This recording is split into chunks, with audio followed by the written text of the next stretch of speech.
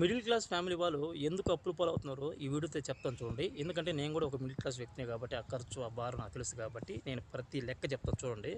ఇప్పుడు నా నెల జీతం 25,000 అంటే సంవత్సరానికి 3,00,000 వస్తుంది అక్షరాల. ఇప్పుడు నా ఇంటి బాడుగలు వచ్చి సంవత్సరానికి ₹1,00,000 పోతుంది. ఇంకా తినే తిండి ఖర్చు నెలకు 10,000 వేసుకున్నా 1,20,000 ఈజీగా పోతుంది. 1,20,000 ఇది ఒక ₹1,00,000 2,20,000 పోతుంది. ఇంక పోతే 80,000 ఉంది. నా కొడుక్కి వచ్చి ఫీజు వచ్చి ₹1,00,000 అక్షరాల. ఎందుకంటే నేను పల్లెటూరులో లేను, సిటీలో ఉన్నాను కాబట్టి ఇక్కడ ఏ స్కూల్ వేసుకున్నా అంతకు తక్కువ లేనే లేదు. ఎందుకంటే నేను ఇక్కడే పని చేస్తున్నాను కాబట్టి, నేను ఇక్కడే బతుకుతున్నాను కాబట్టి నా కొడుకుని ఖచ్చితంగా ఇక్కడే చదివించాల్సి వస్తుంది. దానికి ₹1,00,000 పోతుంది. ఇంకా 20,000 అప్పు చేయాల్సి వస్తుంది. 20,000 తోడు అప్పు తోడా ఇంట్లో ఇంకేం ఖర్చులు ఉండవా? గుడ్డ, గోసి, తలకు సబ్బులు, షాంపూలు, ఇలాంటి సంవత్సరం మీద కటింగ్లు, ఇట్లాంటి ఎన్ని ఖర్చులు ఉంటాయి. ఇంకా అప్పుల పాలు కాక ఇంకేం చేస్తాం? అప్పు అవుతుంది. ఎందుకు అవుతుందంటే దీనివల్ల అవుతుంది. మనకు వచ్చే ఆదాయం తక్కువ, పెట్టే ఖర్చుకు కాబట్టి ఖర్చు పెట్టాల్సి వస్తుంది. పోనీ గవర్నమెంట్ స్కూల్లో అయినా చదివిద్దాం అనుకుంటుంటే అక్కడ గవర్నమెంట్ టీచర్లు వాళ్ళ పిల్లల్ని తీసుకెళ్ళి ప్రైవేట్ స్కూల్లో చేర్పించుకుంటారు. ఇంకా మనం ఎలా నమ్మి ఆ స్కూల్లో మనం పెట్టి చదివించగలుగుతాం?